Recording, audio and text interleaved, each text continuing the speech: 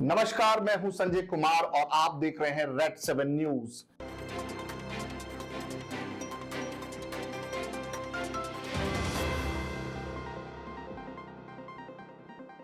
दोस्तों, हम एक ऐसी मुहिम आज चालू करने वाले हैं जो समाज में एक बदलाव, एक क्रांति और एक उम्मीद लेकर आएगी। इसीलिए हमारी आपसे अनुरोध है, यह आग्रह है कि हमारे चैनल को आप सब्सक्राइब करें और जो ये पॉडकास्ट है इसको शेयर करें, ताकि ऐसे जरूरतमंद लोग, ऐसे प्रताड़ित लोग या ऐसे लोग जिनको हमारी जरूरत है, हम उन तक पहुंच पाएं। हमारी इस मुहिम का नाम है कि जहां पर उम्मीद हो जाएगी खत्म, साथ हैं हम। और इसी पॉडकास्ट को चालू करने के लिए, इस पे और भी रोशनी डालने के लिए हमारे साथ हैं गाजियाबाद सेशन कोर्ट के एडवोकेट मिस्टर सुनील कुमार जी। बहुत बहुत स्वागत है सर जी आपका। नमस्कार सर। आज की जो डेट है, आज की चाहे हम युवा पीढ़ी कह लें या कुछ 40-50 उम्र के व्यक्तियों को कह लें, इसमें महिलाएं खासकर वो बिल्कुल डर नहीं रही हैं, उनमें कोई खौफ नहीं है। और इस प्रकार रोज एक नया नया प्रकरण आ रहा है, तो इसमें आप क्या कहना चाहेंगे?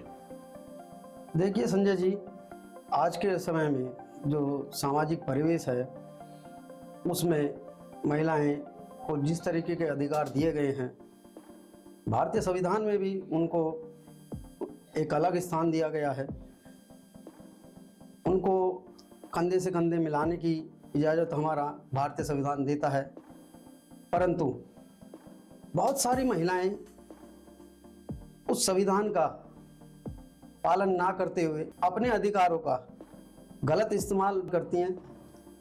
कानून महिलाओं के हक में है, महिला को निर्बल माना गया है, महिला को कमज़ोर माना गया है, लेकिन आज के समय में महिलाएं बहुत कुछ कर रही हैं, बहुत आगे बढ़ रही हैं, अपने घरों से निकल के आई हैं। काम के विषय में कहा जाए तो अच्छी जॉब कर रही हैं, अच्छे पदों पे आसीन हैं, अधिकारी हैं और राज्यसभा, लोकसभा, अन्य जगह भी आसीन हैं। परंतु फिर भी देखा गया है, प्राय हम लोग रोज़ आए दिन एक नई कहानी, एक नई मुकदमे की शुरुआत देखते हैं। नए नए तरीके से लोग पुरुषों को प्रताड़ित कर रहे हैं। लोग ये नहीं समझ पा रहे हैं कि हमने आगे क्या करना है। केवल और केवल अपने में मत गलत तरीके से, फर्जी तरीके से पुरुषों को फंसाने का कार्य महिलाओं की तरफ से अक्सर किया जाता है। सुनील जी, कई पुरुष जो हैं वो लाइव आकर भी, सोशल मीडिया के माध्यम से लाइव आकर भी वीडियोस देते हैं कि मुझे बचा लीजिए या मैं आत्महत्या कर रहा हूं, इसने मुझे इतना प्रताड़ित किया। तो उन लोगों पर, उन महिलाओं पर कार्रवाई क्यों नहीं हो रही? देखिए संजय जी, कई बार देखा गया है कि अगर सोशल मीडिया से जुड़ने के उपरांत लोगों को लगता है कि हमने एक अलग दुनिया बना ली है, वो अपनी अलग दुनिया में रम जाते हैं। उसमें पति या पत्नी दोनों अलग अलग, अपने पति अपनी पत्नी को समय नहीं दे पाता, पत्नी अपने पति को समय नहीं दे पाती।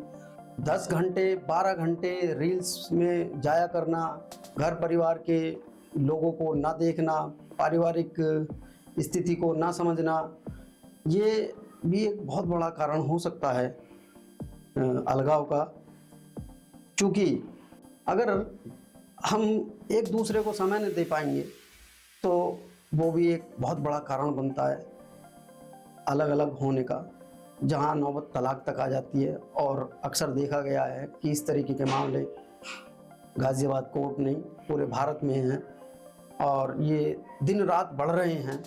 इनका कम होने का कोई कारण या कोई निवारण नज़र नहीं आ रहा है। सभी शादीशुदा जोड़ों से निवेदन है कि वो एक दूसरे को समय दें और ये जो सोशल मीडिया पे गलत रील्स हैं या अपूर्ण जानकारियाँ या छोटी छोटी जानकारियाँ, उन पर विश्वास ना करें। आप अपने पर विश्वास करें और उन चीज़ों को परखें, सोशल मीडिया गलत नहीं है, लेकिन गलत तरीके से इस्तेमाल करना गलत है। सुनील जी, ये भी देखा गया है कि बहुत सारे जो कानून हैं वो महिलाओं को संरक्षित करते हैं, लेकिन पुरुषों के लिए भी क्या कुछ ऐसे कानून हैं जो उनको भी संरक्षण देते हो? देखिए, पुरुषों के लिए ऐसा कोई कानून मुझे नहीं लगता कि कोई ऐसा कानून है। मेरी लाइफ में तो मैंने देखा नहीं। इन फ्यूचर भविष्य में कभी आ जाए तो हो सकता है, लेकिन उसको केवल बचाव का ही हक दिया गया है।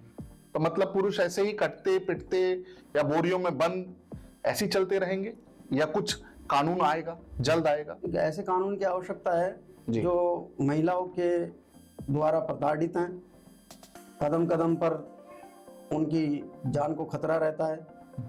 एक महिला, बेशक वो उसकी पत्नी है और किसी चौराहे पर खड़े हुए बात कर रहे हैं और उनमें झगड़ा हो जाता है, तो वहाँ जो झगड़ा की शुरुआत होती है, महिला से हो या पुरुष से हो, मुद्दा ये नहीं है कि शुरुआत किसने की। मुद्दा ये है कि अगर झगड़ा होता है और महिला ने वहाँ पर ये बोल दिया कि ये व्यक्ति मुझे छेड़ रहा है, तो वहाँ जो एकत्रित भीड़ होगी वो बिना सोचे समझे उस व्यक्ति को मारने पीटने लगेगी।